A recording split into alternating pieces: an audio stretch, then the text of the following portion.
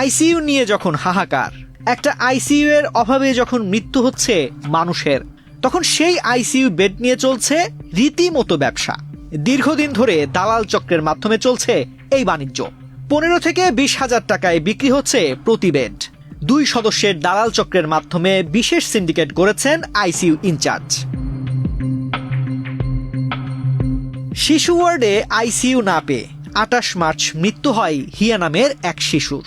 অভিযোগ উঠেছে, শেষ মুহূর্তে জীবন বাঁচানোর আশায় হিয়ার বাবা ফিরোজ 10,000 টাকা দেন আরিফ নামের এক দালালকে, কিন্তু সেই টাকায় মেলেনি আইসিইউ বেড, ফিরে আসেনি শিশুটির জীবনও।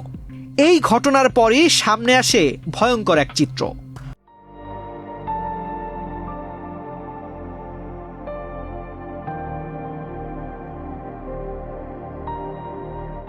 ফিরোজের দেওয়া তথ্য ধরে রোগীর স্বজন সেজে শুরু হয় অনুসন্ধান।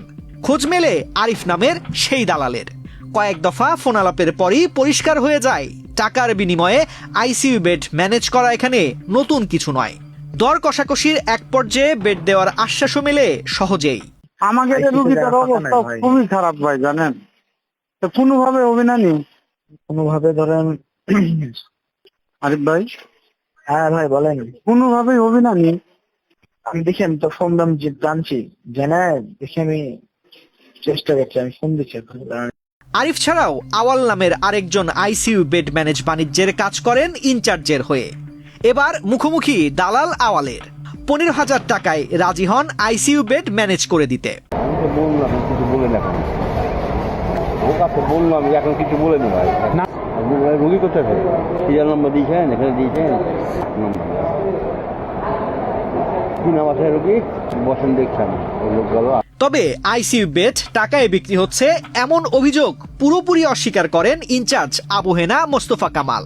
দালাল চক্রের কথোপকথনের ভিডিও থাকার কথা জানালে তিনি তদন্ত করে ব্যবস্থা নেওয়ার কথা বলেন। কোন সুযোগ আছে, কোন দেখছেন আজ পর্যন্ত এগুলা? পুলিশের লোকে ধরেন, পুলিশের দেন দেখি কি অভিযোগ জমা করছে, তদন্ত করুক, সমস্যা কি?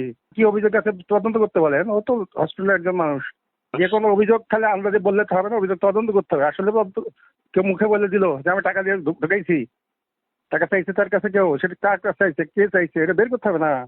হাসপাতাল কর্তৃপক্ষ অবশ্য এমন অভিযোগ পাওয়ার কথা স্বীকার করেছে, তবে লিখিত অভিযোগ না থাকায় ব্যবস্থা নেওয়া যাচ্ছে না বলে দাবি মুখপাত্রের। গত কয়েকদিনের ধারাবাহিকতায় এই ধরনের কিছু মৌখিক অভিযোগ বিক্ষিপ্তভাবে আমার কানেও এসেছে।